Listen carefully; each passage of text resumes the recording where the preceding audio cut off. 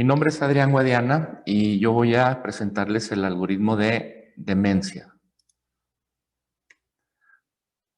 Bien, vamos a hablar de lo que es la guía de evaluación y manejo de las MHGAP. Y bueno, la demencia, primeramente, bueno, vamos a identificar lo que son algunos de los síntomas que podemos encontrar, que es deterioro o problemas de memoria, puede ser olvido excesivo y desorientación, ya sea en la conciencia del tiempo, del lugar y de la persona. Hay problemas del estado de ánimo o de la conducta, tales como apatía, es decir, que parece desinteresado o irritabilidad. Hay pérdida de control emocional, se disgusta, se irrita o llora con facilidad.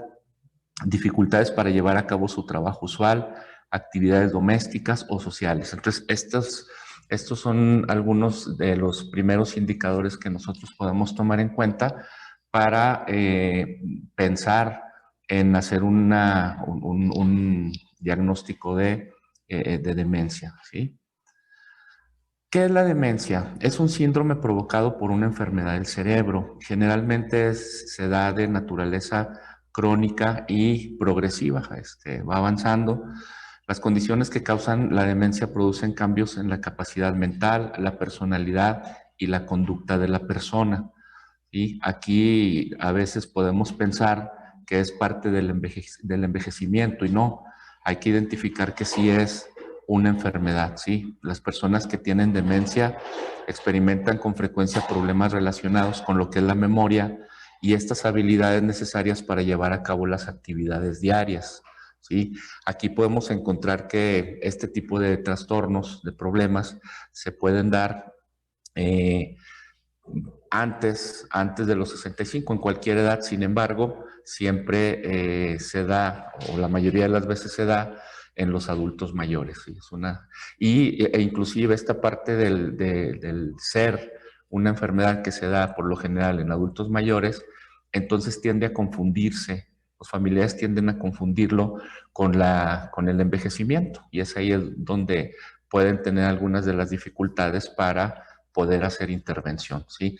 Tenemos inclusive que del 1 al 2% de las personas que han llegado o que están en los 65 a los 70 años de edad van a tener algún tipo de demencia y el 30% de los adultos mayores de los 85 años, alrededor de los 85 años. Entonces, si vemos conforme va avanzando la edad, es cada vez más la población que se puede presentar, ¿sí? Las personas con demencia a menudo presentan pérdida de memoria o se sienten deprimidas también. Otros síntomas comunes incluyen el deterioro del control emocional, la conducta social o la motivación. Las personas con demencia pueden no tener conciencia de estos cambios y pueden no buscar ayuda. Sí, esta parte es muy importante porque es de alguna manera la persona no se va dando cuenta o no toma la importancia de algunos de los síntomas, por ejemplo, olvidos, etcétera. Entonces se va y llegan a no tener conciencia de que están enfermas. Entonces ahí es donde más bien la familia es por lo general quien va a buscar ayuda, ¿no? Eso es importante también notarlo. Los familiares pueden notar problemas de memoria, cambios en la personalidad o conducta, confusión, vagabundeo o incontinencia. Sin embargo, algunas personas con demencia y sus cuidadores pueden llegar a negar o minimizar la gravedad de la pérdida de memoria y los problemas asociados, ¿no? Les decía ahorita que pueden asociarlos más como con la vejez, con esta parte, y no alcanzan a darse cuenta que su familiar está enfermando. La demencia resulta en un deterioro del funcionamiento intelectual y usualmente interfiere con las actividades de la vida diaria, tales como bañarse, vestirse, comer, el aseo personal y el control de esfínteres. Bien, vamos a identificar o cómo podemos identificar si la persona tiene demencia. Aquí vamos a ir descartando algunas otras enfermedades que, bueno, si nosotros llegamos al diagnóstico o posible diagnóstico de otra enfermedad, entonces vamos a utilizar otro algoritmo, ¿no? Dependiendo de la misma. Bien, ¿cómo comenzamos?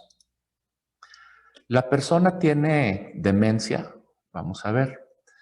¿Qué es lo primero que tenemos que hacer en este sentido?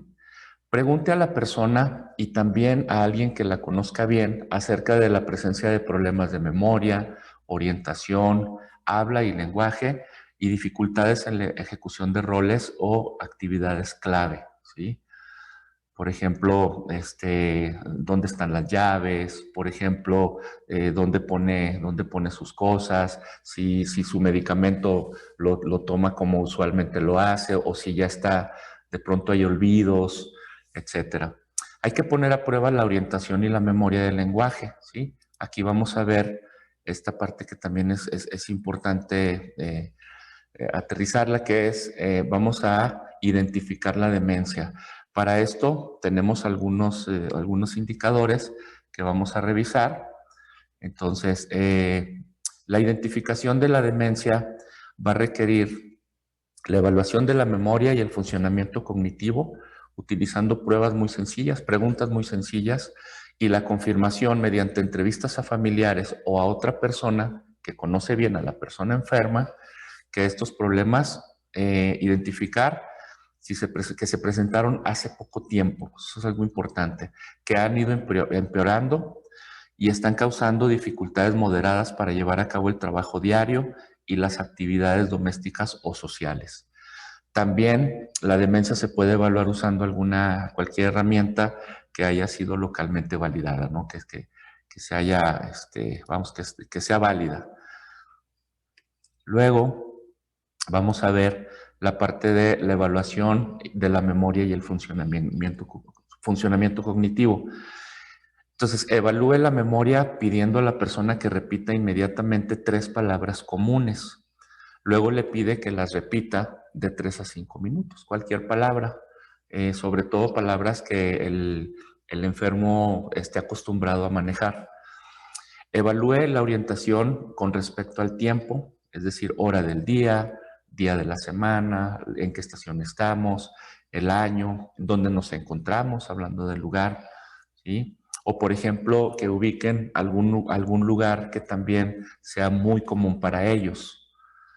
Y luego vamos a analizar la capacidad para hablar, pidiendo a la persona que nombre partes del cuerpo y que explique la función de un elemento, por ejemplo, para qué sirve un martillo, etcétera. Preguntas muy sencillas.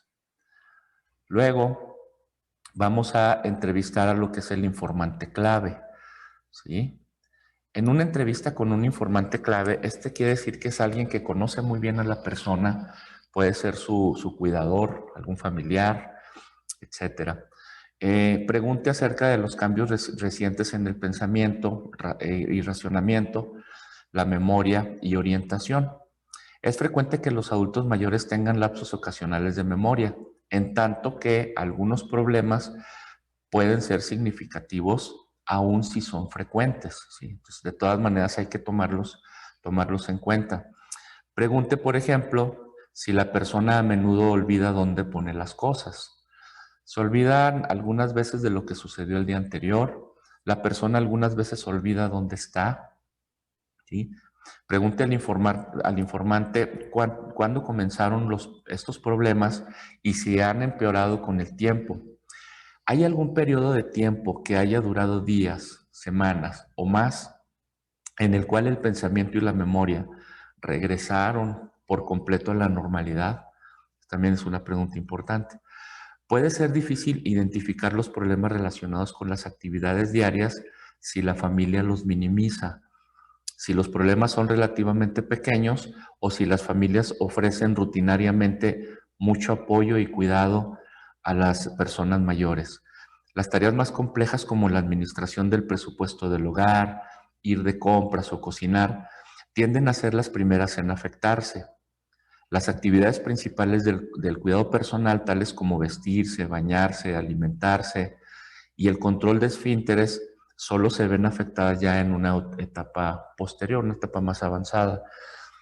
Necesitará conocer las actividades usuales de las personas mayores en su área y en esta familia en particular, ¿sí? Cuáles son las costumbres que de alguna manera tiene. Explore si ha habido algún cambio progresivo reciente. ¿Comete la persona errores o le toma más tiempo llevar a cabo las tareas o no las realiza tan bien como antes o inclusive las abandona? Entonces regresamos a la pregunta que teníamos de si tiene la persona demencia. Después de hacer esta evaluación, entonces vamos a preguntar a la persona o al cuidador acerca de los síntomas, ¿sí? ¿Cuándo se observaron por primera vez? ¿Qué edad tenía la persona? ¿Fue el inicio repentino o fue gradual? Es decir, en el transcurso de varios meses o años. ¿Cuánto tiempo ha durado la afección? ¿Empeoran los síntomas en la noche?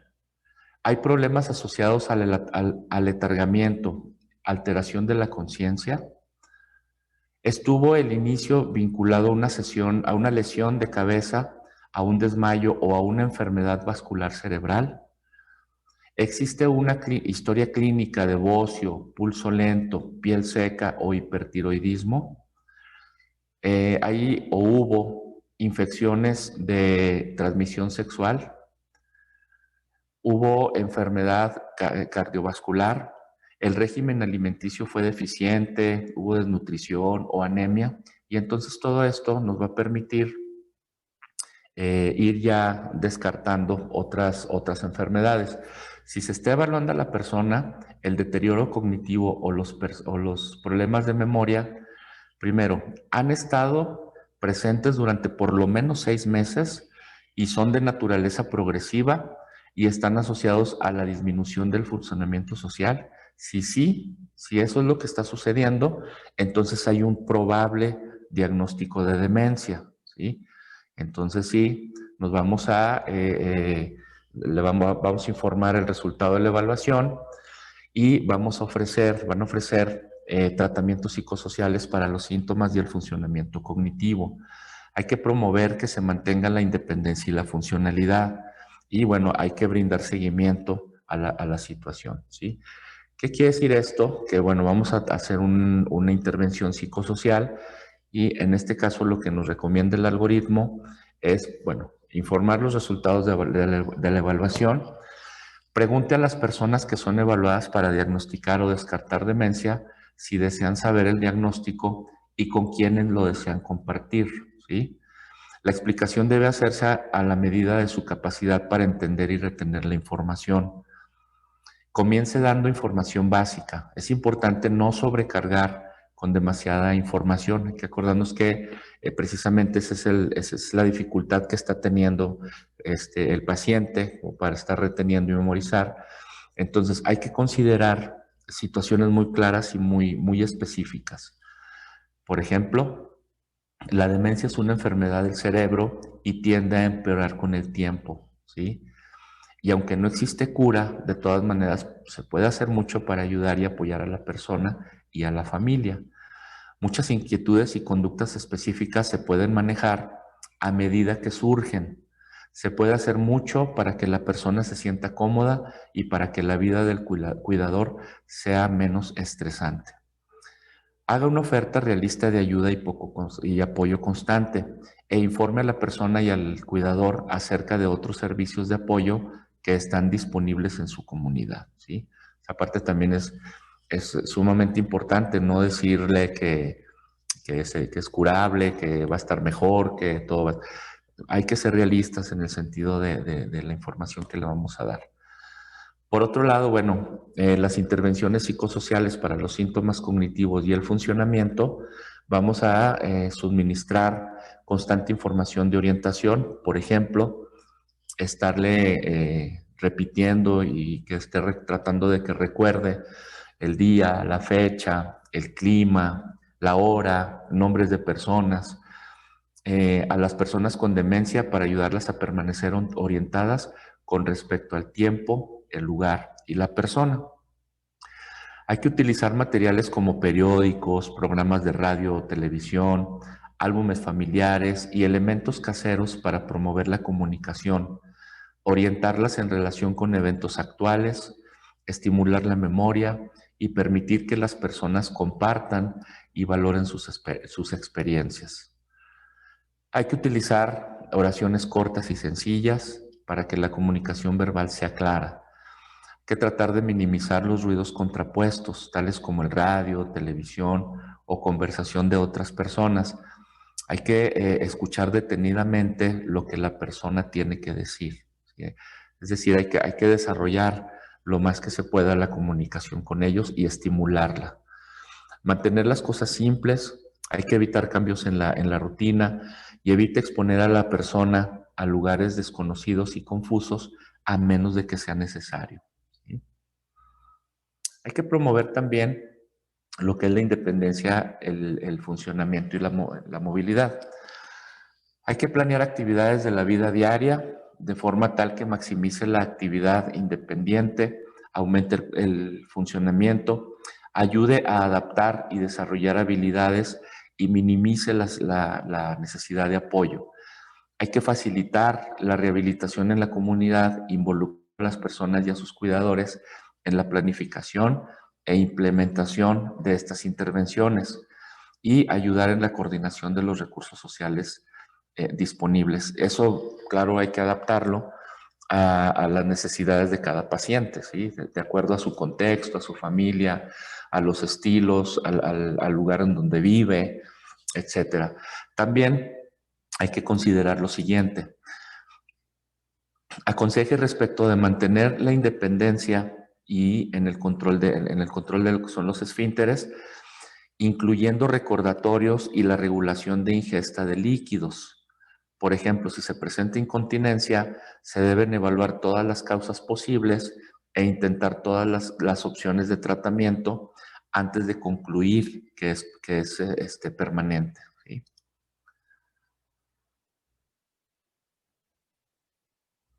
Informe a los familiares que es importante que el suelo de la casa de la persona se mantenga ordenado para reducir riesgos de caídas, ¿sí?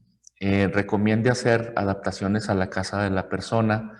Puede resultar, por ejemplo, útil agregar pasamanos o agregar rampas, colocar carteles en lugares clave, por ejemplo, el baño, el inodoro, el dormitorio, ¿sí? Esto puede hacer que la persona no se va a perder y que se desoriente cuando esté en la casa. Recomendar también, es importante, la actividad física y el ejercicio para mantener la movilidad y reducir el riesgo de caídas. Hay que recomendar actividades recreativas, ¿sí?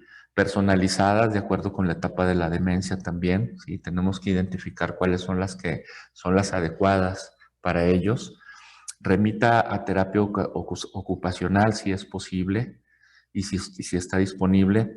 Trate los cambios sensoriales también con los dispositivos necesarios, por ejemplo, para deficiencias visuales o auditivas, ponerle lentes o ayudar con aparatos para que pueda escuchar mejor, ¿sí? Nos regresamos, la persona tiene demencia, entonces ya vamos a hacer esa evaluación y si no coincide, entonces vamos a identificar qué es lo que nos va a hacer un diagnóstico diferencial, a identificar si es otra la enfermedad. Si el inicio es abrupto y la duración es breve, ya sea en días o en semanas, o si el problema se presenta con más frecuencia en horas de la noche y está asociado más bien con alteración de la conciencia, además de la desorientación con respecto al tiempo y lugar, entonces el diagnóstico de delirio es el que es probable. ¿Qué vamos a hacer en este aspecto? Entonces vamos a derivar a un especialista, ¿sí? Eso es lo que se recomienda. Igual, si hay otras características inusuales, tales como el inicio antes de los 60 años de edad, el hipotiroidismo clínico, alguna enfermedad cardiovascular, alguna historia previa de alguna infección de transmisión sexual o VIH, Si hay una historia de traumatismo de la cabeza o enfermedad vascular cerebral, entonces hay que consultar también a un especialista, ¿sí? Porque puede ser otra la situación que esté pasando el paciente. Luego, bueno, si nosotros vamos con el diagnóstico de demencia, entonces vamos a seguir haciendo evaluación. Y aquí nos encontramos con la siguiente pregunta. ¿Tiene la persona otro trastorno mental prioritario? Es decir, además de la demencia, tiene otro trastorno mental prioritario. ¿Y qué vamos a hacer? Si hay depresión moderada a grave o si hay psicosis, vamos a ver qué es lo que sigue. Aquí es importante una nota. La depresión es frecuente en la demencia, pero puede ser difícil obtener información acerca de los síntomas, de manera que podrá ser necesario confiar en el informe del cuidador respecto de cambios significativos más recientes, ¿sí? Y bueno, la psicosis también se va a evaluar de acuerdo con el esquema principal. Es una de las diferentes, es importante porque la depresión puede estar, por ahí también pueden estar presentes las dos. Bueno, si la depresión moderada a grave está presente, entonces vamos a tratarlas de acuerdo a lo que es el algoritmo de las guías específicas, ya sea depresión o psicosis. También después de que se haga el tratamiento, en el caso de la depresión, hay que revisar el diagnóstico de demencia después de un tratamiento exitoso para la depresión. El déficit cognitivo puede ser el resultado de una depresión grave, no de demencia. Entonces ahí es donde se puede confundir. La recuperación completa indicaría la posibilidad de depresión como el problema primario, ¿sí? Bien, continuamos. ¿Tiene la persona síntomas conductuales o psicológicos de demencia?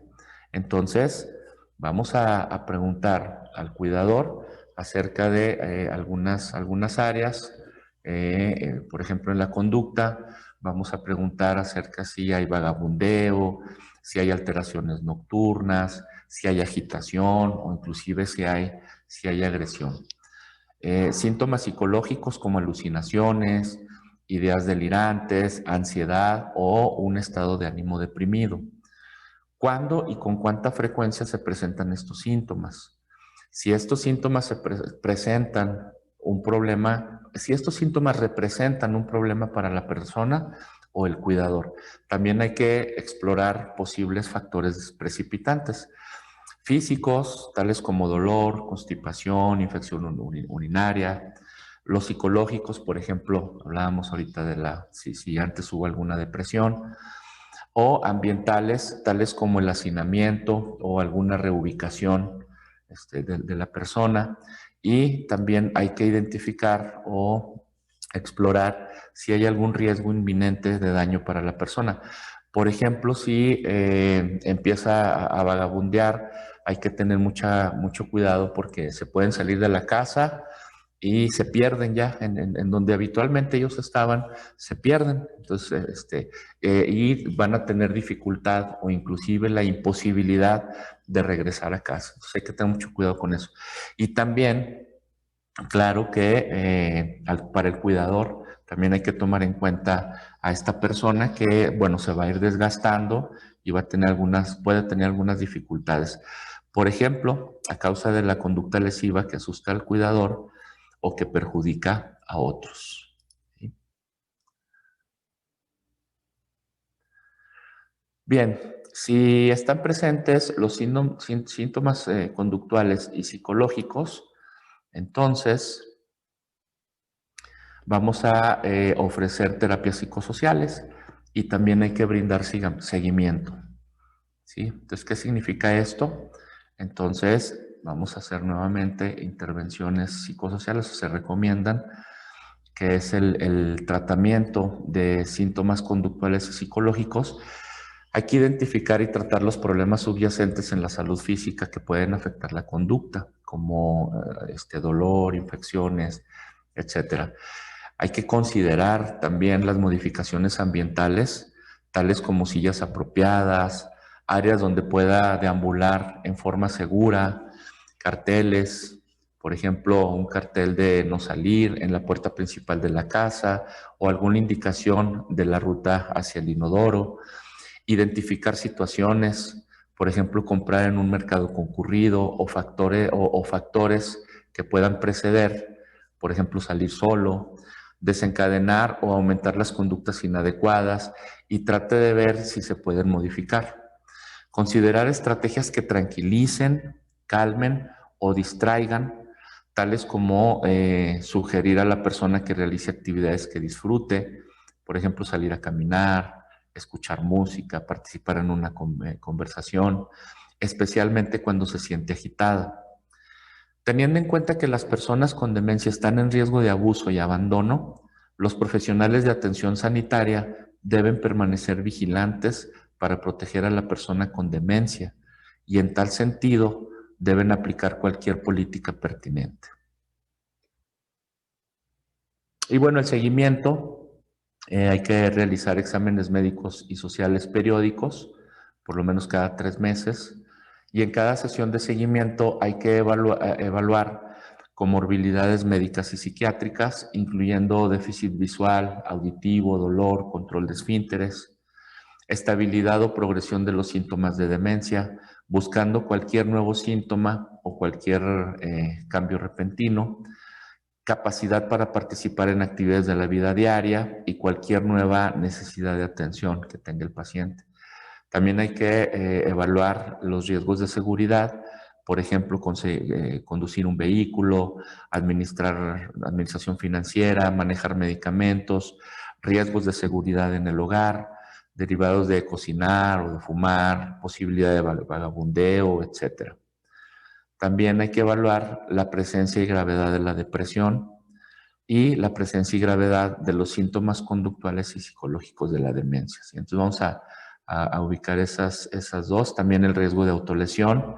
Si está bajo cualquier medicación, bueno, respuesta al tratamiento, cuál es su respuesta al tratamiento, efectos secundarios y adherencia al tratamiento, así como síntomas cognitivos y síntomas principales específicos. Cualquier obstáculo para participar en el tratamiento y el cansancio y afrontamiento del cuidador, las necesidades de información, capacitación y apoyo. Compare la evaluación actual con las notas previas y analice los hallazgos con la persona y su cuidador, el que tanto avance va teniendo. Determine cualquier necesidad de apoyo de la persona o su cuidador y facilite el apoyo según sea necesario. Analice y póngase de acuerdo sobre cualquier cambio en el plan de tratamiento. Y aquí, si hay riesgo inminente de daño para la persona o el cuidador, entonces volvemos a ofrecer terapias psicosociales y además hay que ofrecer intervenciones farmacológicas. ¿Sí? Bueno, ya habíamos comentado lo que es los tratamientos de los síntomas conductuales y psicológicos y también, bueno, las intervenciones farmacológicas. Para los síntomas conductuales y psicológicos de la demencia hay que considerar la medicación antipsicótica, tal como aloperidol o un medicamento antipsicótico atípico, solo después de un ensayo de intervenciones psicosociales. Puede considerar estos medicamentos si los síntomas persisten y existe riesgo inminente de daño. También aquí es importante en la intervención farmacológica, bueno, consultar a un especialista que pueda definir pues, de manera más puntual lo que es la medicación. Comience con 0.5 miligramos de aloperidol por vía oral o intramuscular si es necesario. Evite el aloperidol, evite el diazepam de ser necesario, ¿sí? Comience con dosis bajas y auméntelas lentamente. Mida y ajuste. Evalúe la necesidad periódica, por lo menos una vez al mes, verificando también los efectos secundarios extrapiramidales y utilice la dosis efectiva más baja, ¿sí? Refiérase al módulo de psicosis para obtener detalles sobre la medicación antipsicótica, que bueno, eso ya sería en otro tema. Pero algo muy importante, de ser necesario solamente, es que se va a utilizar el haloperidol. Si en la medida de lo posible se evita, también se evita el diazepam. No considera rutinariamente los inhibidores de la acetilconilesterasa, ¿sí? O memantina para todos los casos de demencia. Considéralo solamente en entornos donde se pueden realizar diagnósticos específicos de la enfermedad de Alzheimer y donde esté disponible el apoyo y la supervisión adecuada por parte de los especialistas y el monitoreo para los efectos secundarios por parte de los cuidadores. Y bueno, vamos a identificar también algunas otras características. Por ejemplo, están presentes los factores de riesgo cardiovascular o de enfermedad cardiovascular.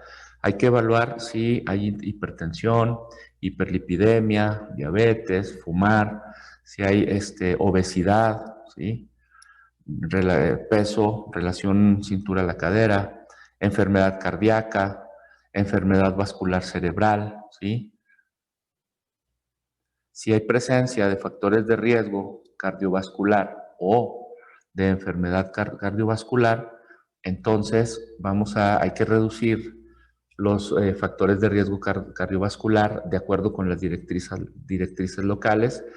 Hay que recomendar a la persona dejar de fumar, por ejemplo, tratar la hipertensión, recomendar una dieta de reducción de peso para la obesidad en caso de que esté, tratar la diabetes, y, bueno, remitir también a los especialistas apropiados. ¿Padece la persona de otras condiciones físicas? Hay que evaluar la nutrición, la visión, audición, dentición, función vesical, e intestinal y dolor. Hay que obtener un análisis de orina, revisar los medicamentos, particularmente aquellos con efectos secundarios anticolinérgicos significativos, tales como la amitriptilina, es un antidepresivo, muchos antihistamínicos o medicamentos antipsicóticos. Si están presentes las condiciones físicas asociadas, especialmente lo que es el estado nutricional deficiente, infección del tracto urinario, constipación o diarrea, interacciones de medicamentos o efectos secundarios, entonces hay que tratar las condiciones físicas asociadas, ya que pueden mejorar la función cognitiva y remitir a los especialistas indicados. Está el cuidador. Esa parte también es muy importante, la parte del cuidador, que finalmente es quien va a estar con el sujeto y también puede tener la tensión a tender a afectarse también, a desgastarse. Entonces, está el cuidador sintiendo cansancio o necesita apoyo. Primero hay que evaluar, bueno, quién es el cuidador principal, quiénes más proveen la atención y qué tipo de cuidados proveen. ¿Observan algo que sea especialmente difícil de manejar? ¿Están los cuidadores afrontando la situación? ¿Están sintiendo cansancio? ¿Se sienten deprimidos? ¿Están enfrentando pérdidas de ingreso o gastos adicionales debido a las necesidades de atención que tiene el paciente? Entonces hay que identificar, pues, si el cuidador está sintiendo cansancio, está deprimido o enfrentando costos abrumadores por el tratamiento, ¿sí? Llámese costos económicos y emocionales, sociales. Entonces hay que brindar intervención para los cuidadores, ¿sí? Viene siendo este tipo de intervención que también está dedicada para ellos. Identifique alteraciones psicológicas y el impacto psicosocial de los cuidadores.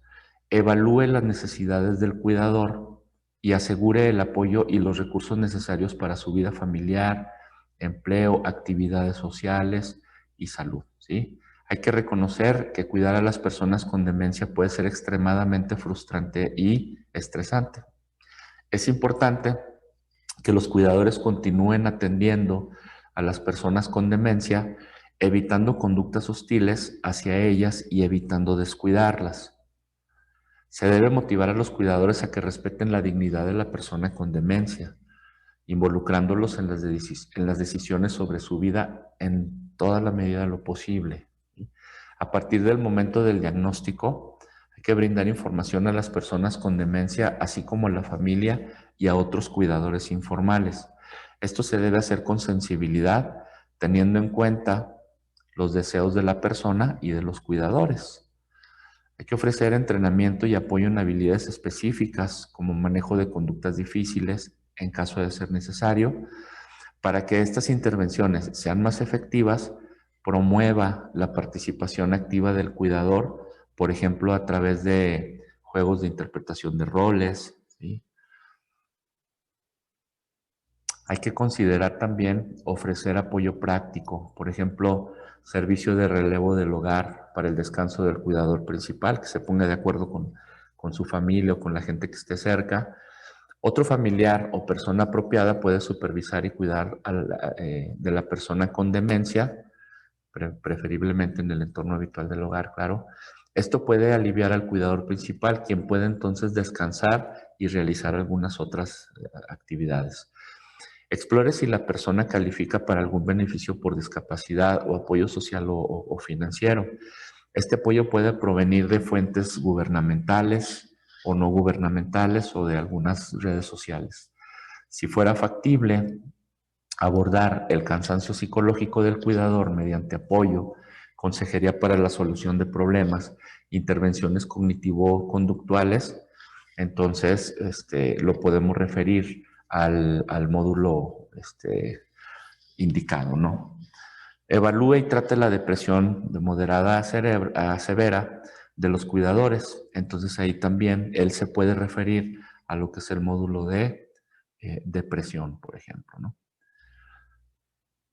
Bien, también hay que explorar las intervenciones psicosociales, como apoyo financiero, tal como servicios para discapacidades, información sobre la condición de la persona, servicio de relevo para el descanso del cuidador principal, activación de la red de apoyo comunitario, terapia familiar o individual si está disponible. Y luego también hay que brindar seguimiento, que ya lo habíamos comentado. Evalúe la depresión del cuidador de acuerdo al módulo de depresión y trátela según corresponde. Y bueno, eso sería lo que corresponde al algoritmo de lo que es demencia, y con eso terminaría mi participación.